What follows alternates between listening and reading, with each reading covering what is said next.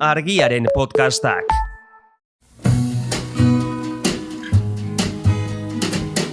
Don't know much about history. Don't know much biology.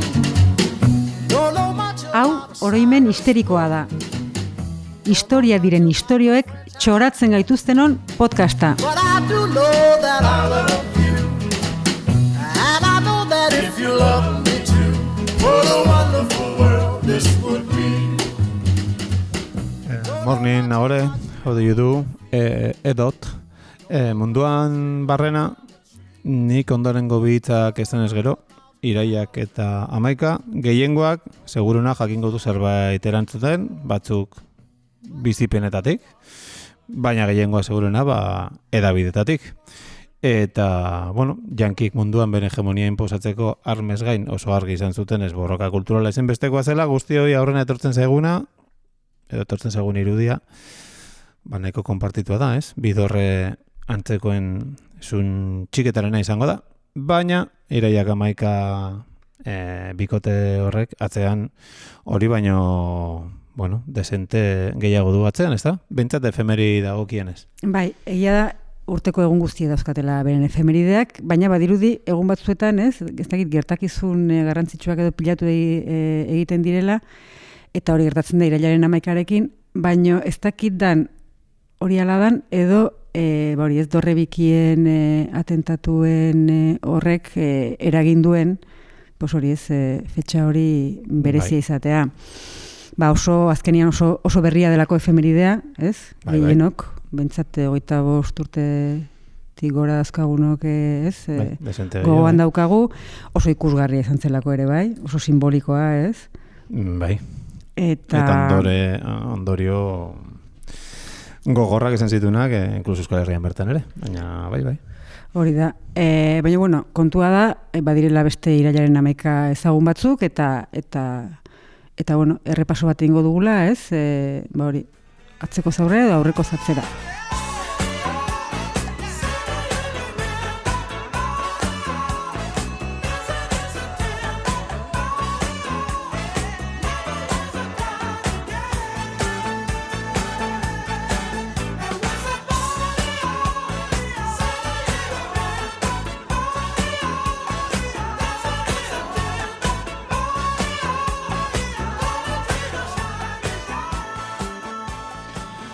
Bueno, eta efemeridei begira jarrita, ezagunena bilakatu diguten horretatik hasi beharko dugu, munduko komertzioaren erdigunea omen zana.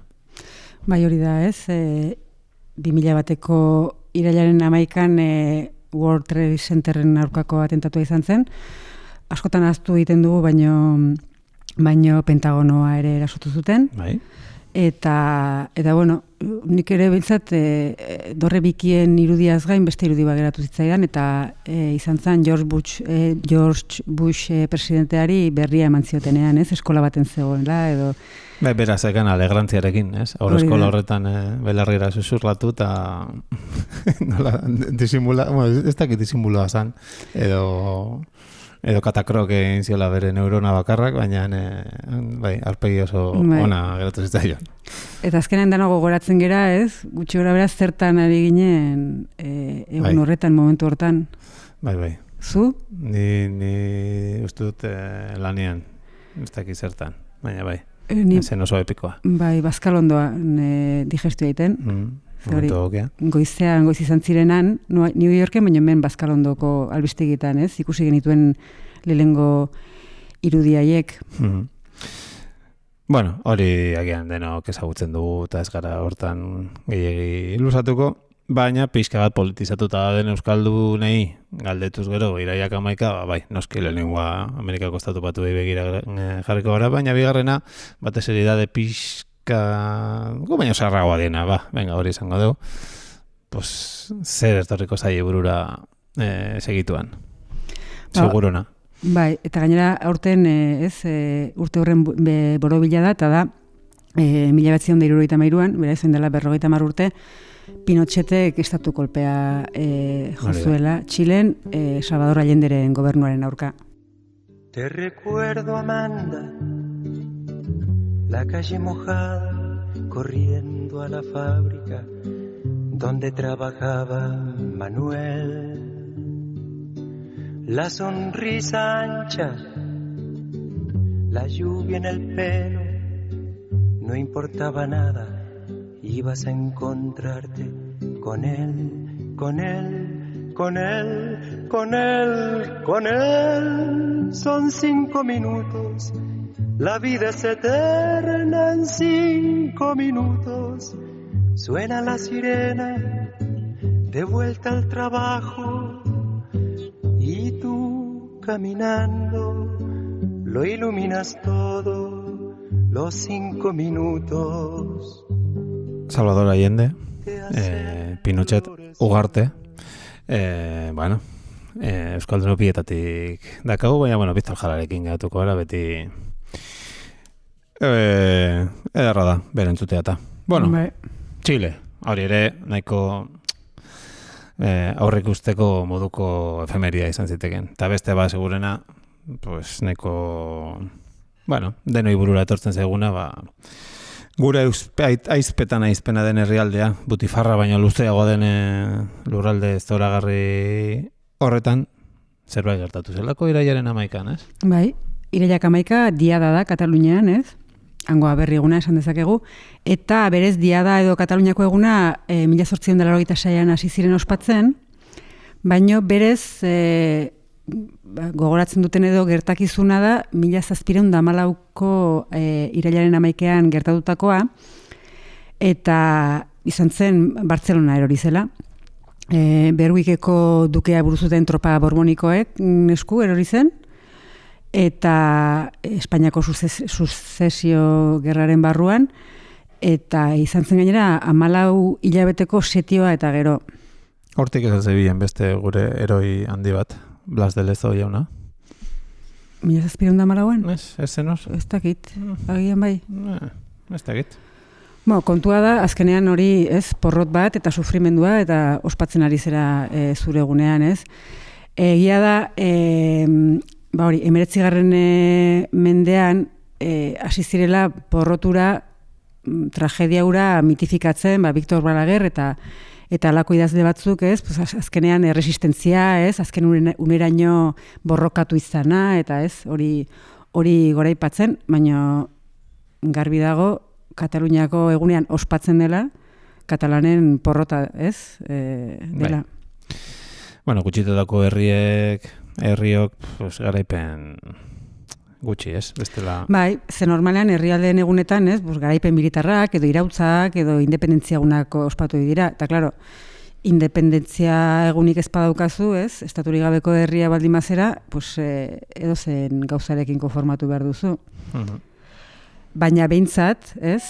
Gure aberri egunaren jatorriarekin edo aitzakiarekin alderatuta, Kataluniakoak, ba, ez dakit, beste ez, ikusgarriagoa da, beste drama bat dauka, ez?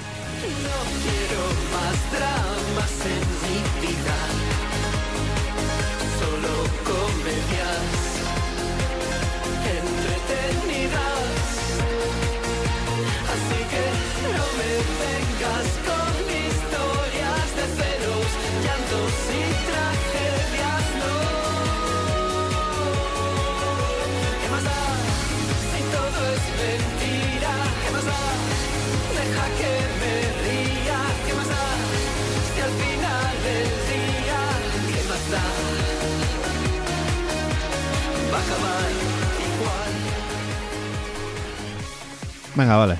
Dorre bikiak, Pinochet Ugarte eta gure lagun katalanak orain arazoa sortzen dira. Irailaren 11arekin lotura gehiago bilatzen, ezta? Baina jende, bueno, guri, jende guztiari ez, ziur naiz eskoziarrek beste zerbait esango luketela data hori entzun da, ezta? Bai, hori da. Atzera eginda, 700 urte baina gehiago atzera eginda, 1297ko irailaren 11an Esterlingo zubiko gudua izan zen, eta William Wallace bea buruzuten eskoziarrek ejertzito inglesa mendean hartu zuten. Publiko orokorrarentzat Mel Gibsonek ipurdia erakutsi zien arpegia hori, Momentu hori. realzale juligan batek bezala pintatuta, edo alaberzale batek bezala pintatuta, eta ez, eskoziarrek askoz gutxiago izan arren, garaipen nahiko garbia lortu zuten. Esan beharra dago, urrengo urteko uztailean inglesak mendean hartuko zutela Wallace, hori ere Braveheart ikusi dutenak badakite. Frantziarren laguntza behar izan zuten, hori bai. Eta hori, azkenean film horri esker da, gehien bat munduan ezaguna efemeride hori. Bai, efemeridea eta borroka kulturala eskutik heldua doaz, segurazki iraiaren 11an gauza asko gertatu dira bizitzan, baina horitzen ditugunak, filmak, edabide masiboen indarra, edo gertutasunagatik, azkenean, dia da, guk ezagutuko dugu agian hemen inguruan, baina mendik kanpo urrunago ez, eta hola, ez da. Baina, lau esan ditugu, baina ziur, besteren bagor eta kasula. Nora guaz? Gaina tartean dago, ez? Lau urte hoien artean, 1789an, eta Frantzia eta 1789 aipatu ezkero, efemeridea bururatzen zaiguna, uztailak 14 da. Gainera, Frantziako egun nazionala, hori da, ez? Eta da, Frantziako irautzan Bastilla hartu zuten eguna. Eta egia da, gure irailaren 11 hau, testu inguru hortan kokatzen dela, ez? Eta kontua da, egun hortan, Versaillesen, estatu orokorrak bildu zirela, edo zehatzago izateko, Batzar Nazional Konstituzio gilea. 1200 kidek osatzen zuten. 1200 bidek bilera? Bai. Ostra. Jauregiko areto haundian. Txikian, ez? Menu plezig izenekoa, placer txikiak, izena zuen aretoak, zeia ez da existitzen. Eta hori, areto erraldoi hortan bilduta, konstituzioaren artikulo bat eztabaidatzen hasi ziren, eta nahiko artikulo berezi eta korapilatxua. Eta da, parlamentuak onartutako legei betoa jartzeko eskubidea izango zuen erregeak, ala ez. Galdera polita. Bai. Orduan, pixka kokatzeko, hori, 3 hilabete lehenago edo, ekainaren 17an ja, Batzar Nazionala eratu zen, eta handi gutxira, uztailaren 9an, ikusi zen lege berrien premia eta Batzar Nazional Konstituzio gilea, ez, irailaren 11 hortan gero bilduko zena, sortu zen. Azkenean, antzinako erregimena, amaitzeko prozesu hortan murgilduta zeuden, ez? Badirudi uztailak 14 dela, ez? Dena goiti bera aldatzen dela egun batean, baina ez pixka bat... prozesua izan zen. Hori da. Eta horretan txaiziran iraileko egun hartan, konstituzio berriaren edukia zehazten, eta azkenean egun hortan eztabaitu bertzena zen, erregari zenbat botere eman bertitzaion, ez? Asko zegoen jokoan. Orduan, batzarreko lehendakaritzaren mailaren inguruan, batzuk eta besteak ez, hasi ziren beren iritzia ematen, eta pixkanaka taldetxoak osatuz joan ziren. Nola ez? Bai, batzuek, ez zuten aldaketa nabarmenik nahi, absolutismoari eta erregime zaharrari eutsi nahi zioten, imaginatu dezakezue ze estatuko, ez, hiru estatuetik zeintzu ziren, hoien alde, lehenengoa eta bigarrena, alegia, kleroa eta noblezia. Qué raro. Bai. Eta beste batzuek aldiz, 3. estatuko ordezkariek, herrixeak, esan dezagun, edo herrixeren ordezkariek, ordezkariak etzinen aixe... Hori seguro. Bai. Hori, nahi zuten azan, Luis Amaseigarrenaren boterea, aliketa gehien mugatu, ez, botere hori herritarren esku, edo herritarren ordezkarien esku geratu zedin, ez? Hori da. Pixkanaka 2 iritzi eta 2 multzo nabarmendu ziren, ez? Aipatutako 2 multzoiek, eta imaginatu zezala parta, jendetza, eta orduan, modu naturalean, inork ezer esan gabe, eskuinaldean kontserbadorenak bildu ziren, ez? Azkenean monarkiarekin bat zatozenak, edo monarkiak erregeak izandako botereari, eta beraiek ere izandako botereari eutsi nahi zietenak. Eta ezkerraldean, aurrerako hiena juntziren, ez? Monarkia abolitu eta errepublika ezarri nahi zutenak. Beste Robespierre talde hortan zegoen. Eta Odo gutxienez, boterearen, osea, koronaren boterea neurri batean edo bestean mugatu nahi zutenak. Bai. Eta... Ordu arteko regimena aldatu. Gero, ja zenbat ala... Hori da. Bueno, noraino heldu. Bai. Eta orduan banaketa horrek behintzat hasieran laguntzen zuen eztabaidan, ez? Eztabaida pixka bat mugatzen eta... Ba, eta elkarrez hostiatzeko, agian, ez? Eta bozkatzeko... Gertutasun fisikoak, Bai, eta eskua altxata bozkatze zuten. Yeah. Imaginatu 1200 persona eskua altxata... Ni gehiago dakat buruan hori zenbatu behar zuen gizara joarekin. Bai. Aber galdu naiz, Aspirion eta berri hasiko naiz. Aber Robespierre, mesedez esnatu. Hori da. Kontua da inorketziela esan, nun jarri bertzuten, zeraletara joan bertzuten, ez? Banaketa hori, ez ustean eta naturalki egin zen, eta etzekiten gerora horrek izango zuen eragina.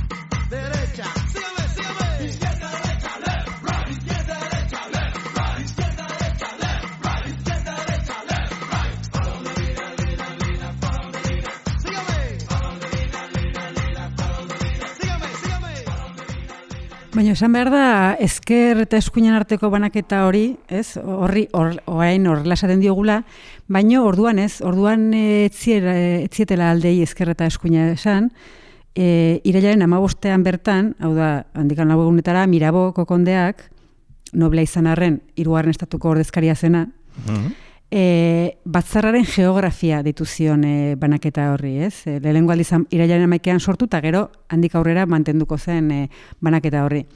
Eta ondorioz, ez? Elementu geografikoak erabili zituen hori banatzeko. Aretoaren ezkerrari mendia deitu zioten, bakizu ezkerra beti maldangora. Eskuinari lautada, eta ez dut esan, baina erdian ere ja batzuk geratu ziren. Bai? Bai, hor ekidistantzia... Ez ekitela, no? Bueno, ez ekitela, ez zutela nahi. Ez dakit. Eta multzo horri deitu zioten padura. Padura. Bai, pixa kontrasankorra da, ze busti ez nahi ez duten nahi ez. Padura justo hanka guztita. Ja. Baina, kontua da, urrian, handikan ja gutxira, aste gutxira, gortea Bersailesetik aldatuko zela, Parisera joango zen, Tuilerietara, eta egia da, Batzar Nazionalak orduan erabaki zuena zen erregea eta herritarren ordezkariak bereizi ezinak zirela. Bai. Beraz, momentuz gauzak ez ziren asko aldatuko, aurrerago badakigu erregea eta herritarren ordezkariak bereizgarriak izango zirela, eta erregearen gorputza eta burua ere bai. 83ko urtarrilean gilotinatu zutenean. Bai. Eta, baina, horlaxe, hori ez, Batzar Nazional Konstituziogilea Parisera aldatu zen, baina aldatu etzena izan zen oraindik ere daukagun ezker eskuin banaketa hori. Oso baliagarria izan dena momentu askotan, ez? Eta oraindik ere, naizta garailiki dauetan ja, zer den eskerrekoa, zein den eskuinekoa. Agian likidoa baldin bada padurakoak izaten bukatuko dugu. Deno gara padurako. En fin.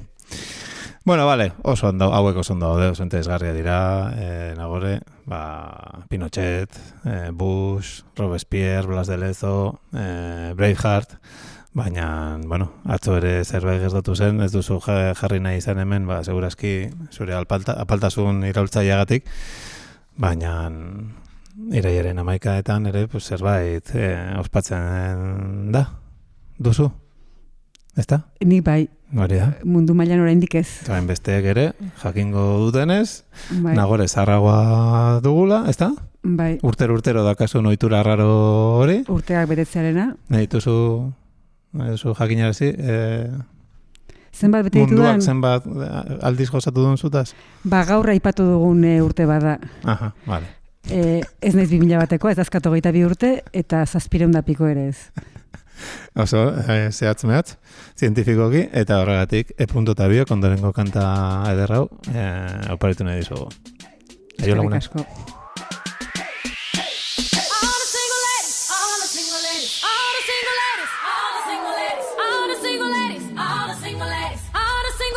Now put your hands up, up in the, up in the, up in the, up in the, up, up, up, up, up, up, up, up in the club.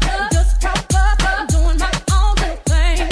You decided to dip, and now you wanna trip. Like another brother notice me. I'm up on him, he up on me. Don't pay him any attention.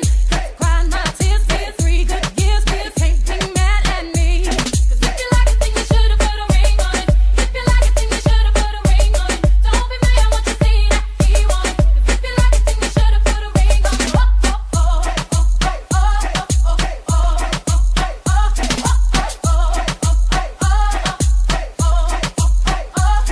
If you like it, then you should've put a ring on it. If you like it, then you should've put a ring on it. Don't be mad when you see that he want it. If you like it, then you should've put a ring on it. I got gloves on my lips, a man on my hips, got me tighter than my dairy on jeans. Acting up, drinking my cup, I can care less what you think. I need no permission, did I mention? Don't pay him any attention. 'Cause you had to turn, and now you're gonna learn what it really feels like to miss me. 'Cause if you like it, then you should've put a ring on it. If you like it, then you should've put a ring on it. Don't be mad when you see that he want it. 'Cause if you like it, then you should've put a ring on it.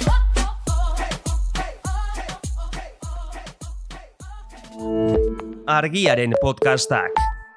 Podcast hau libre eta doan zabal dezakegu Argiaren komunitatea osatzen duten milaka lagunek proiektua diruz babesten dutelako. Zuk ere kazetaritza independentea bultzatu nahi baduzu, egin zaitez Argiako kide.